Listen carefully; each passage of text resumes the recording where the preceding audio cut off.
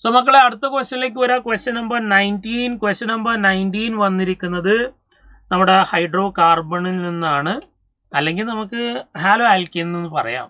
Hello alkene and haloarenes compare കമ്പയർ ചെയ്യുന്ന ഒരു ക്വസ്റ്റ്യൻ ആണ്. അപ്പോൾ ക്വസ്റ്റ്യൻ നമ്പർ 19 നമ്മൾ haloalkene and haloarene എന്നുള്ളതിൻ്റെ പ്രോപ്പർട്ടി ബേസ് ചെയ്തിട്ടുള്ള ഒരു ക്വസ്റ്റ്യൻ ആണ്. As compared with chlorocyclohexene. അപ്പോൾ ക്ലോറോസൈക്ലോഹെക്സീൻ ഉണ്ട് ഇവിടെ. Which of the following statements correctly apply to chlorobenzene? അപ്പോൾ ക്ലോറോബെൻസീനുമായിട്ട് കമ്പയർ ചെയ്ത് ഏതൊക്കെ സ്റ്റേറ്റ്മെൻ്റ് ആണ് ശരിയെന്നാണ്. The magnitude of negative charges more on chlorine atoms.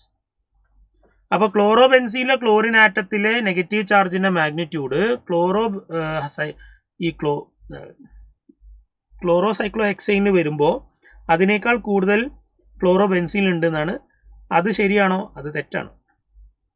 കാരണം അവിടെ റെസനൻസ് വഴി അവിടെ ഇലക്ട്രോൺ ഡിസ്പേഴ്സ്ഡ് ആവുന്നുണ്ട്. ഇവിടെ റെസനൻസ് ഒന്നുമില്ല, അവിടെ ഇലക്ട്രോൺ ഡെൻസിറ്റി നന്നായിട്ടുണ്ട്.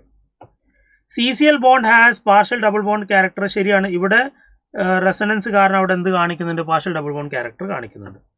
CCl bond is less polar. CCl bond less polar ആണോ?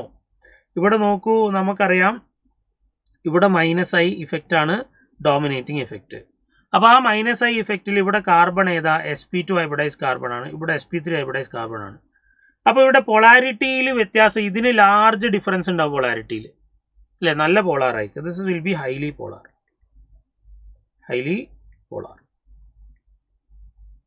ഇവനാണെങ്കിലോ ലെസ് പോളാർ.